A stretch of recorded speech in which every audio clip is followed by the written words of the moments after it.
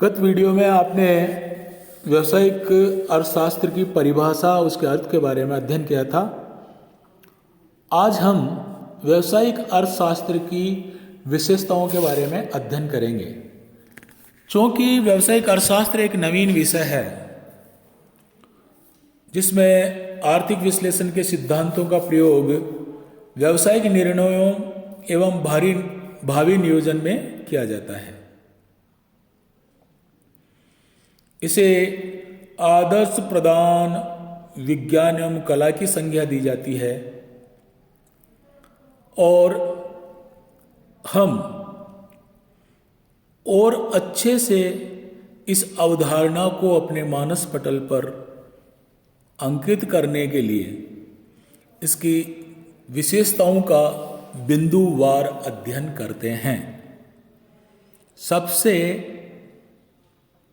पहला जो बिंदु है वो है व्यष्टि अर्थशास्त्रीय स्वभाव, माइक्रो इकोनॉमिक नेचर। व्यावसायिक अर्थशास्त्र का स्वभाव व्यष्टि अर्थशास्त्रीय होता है क्योंकि इसमें अध्ययन की इकाई व्यष्टि अर्थशास्त्र सूक्ष्म अर्थशास्त्र की तरह से एक फर्म होती है।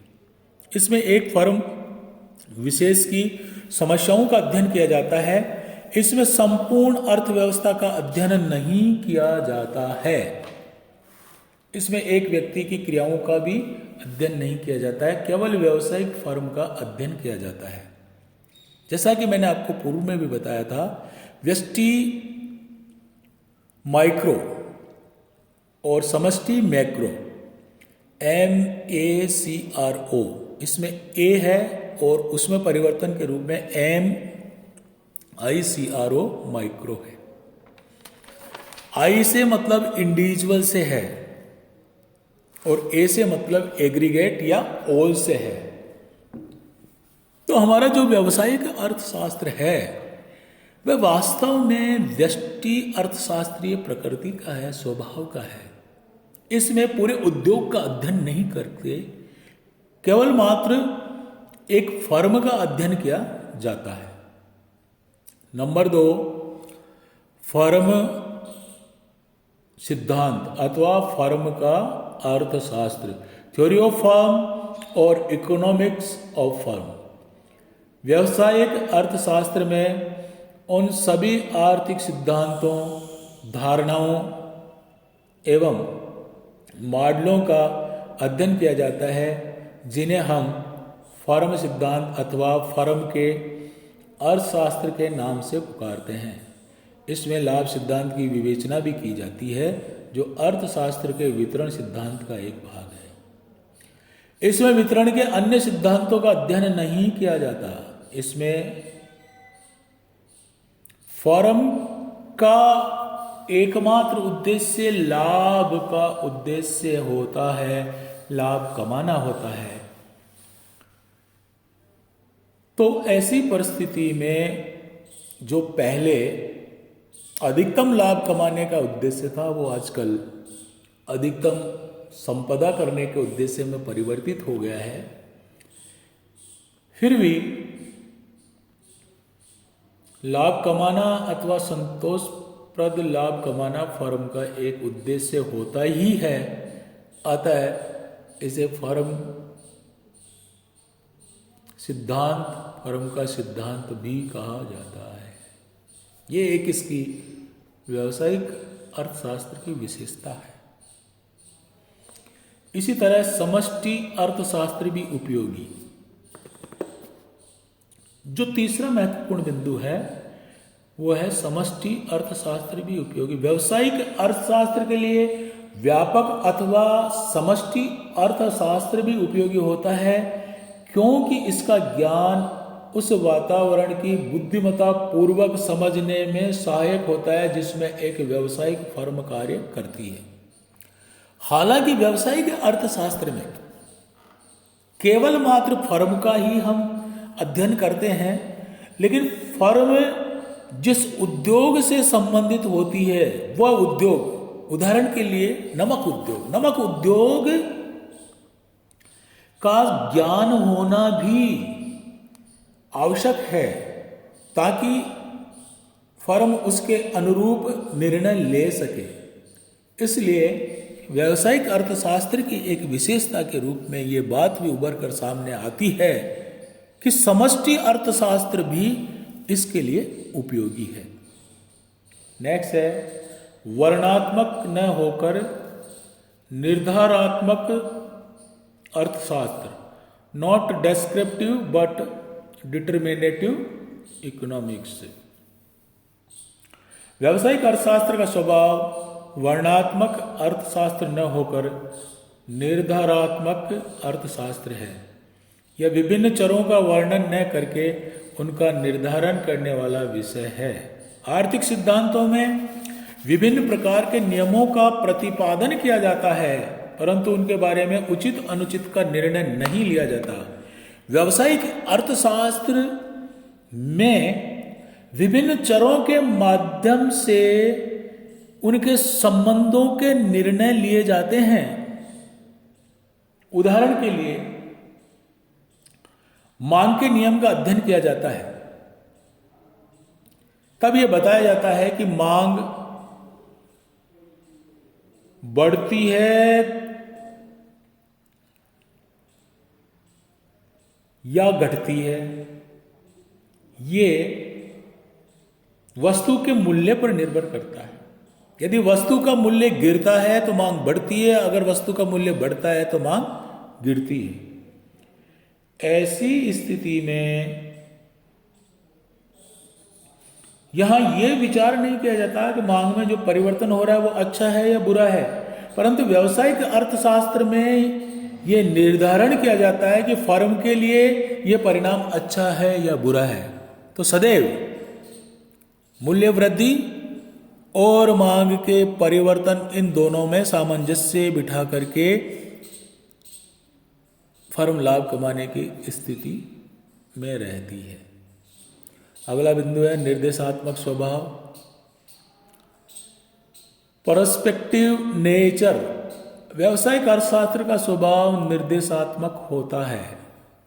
देखिए, हम शास्त्र और साहित्य के बारे में आपको बताएं, जो अवधारणा है वो यह है कि शास्त्र वो होता है जिसमें सीधे सीधे अनुदेश दिए जाते हैं, निर्देश दिए जाते हैं कि आपको ये करना है।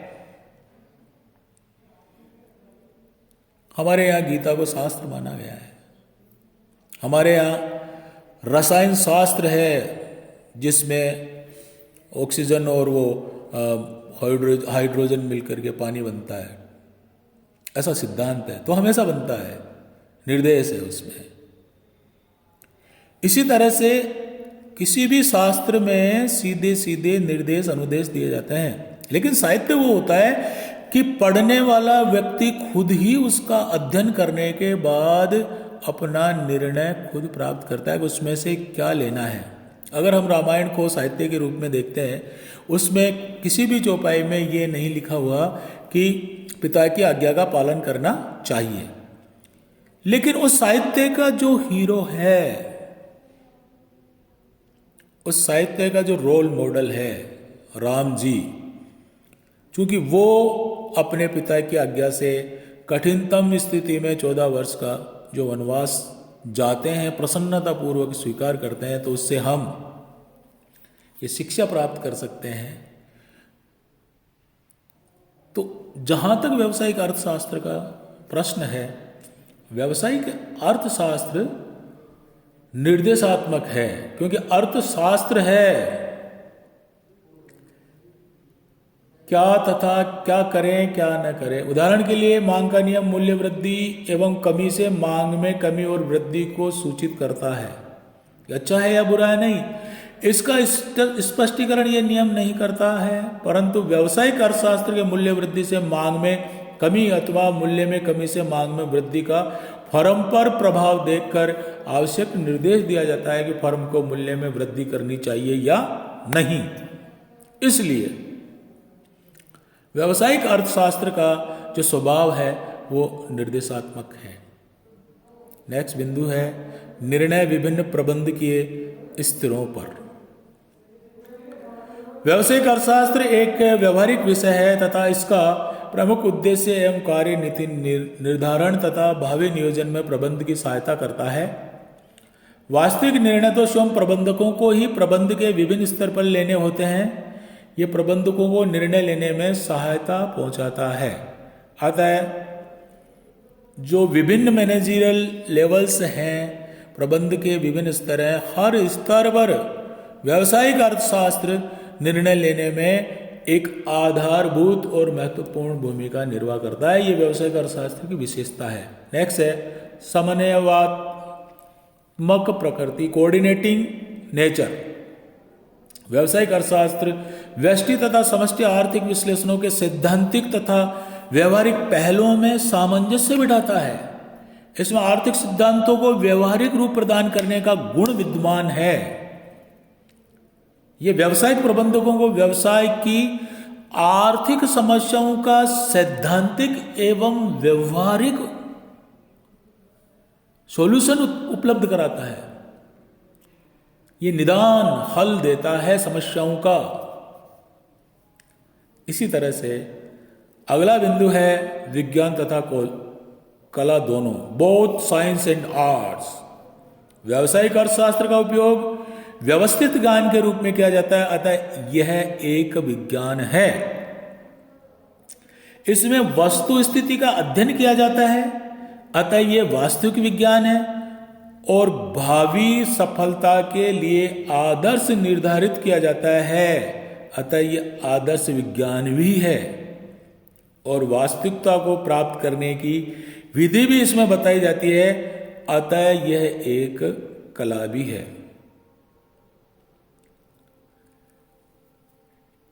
इन विशेषताओं के अतिरिक्त इसमें एक और विशेषता है, वो है सैद्धांतिक शिक्षण की अपेक्षा केस विधि अधिक उपयोगी।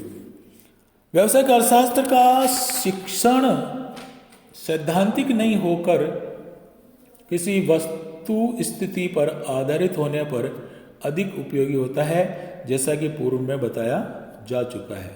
व्यावसायिक अर्थशास्त्र सैद्धांतिक विषय न होकर व्यवहारिक उपयोग का विषय है।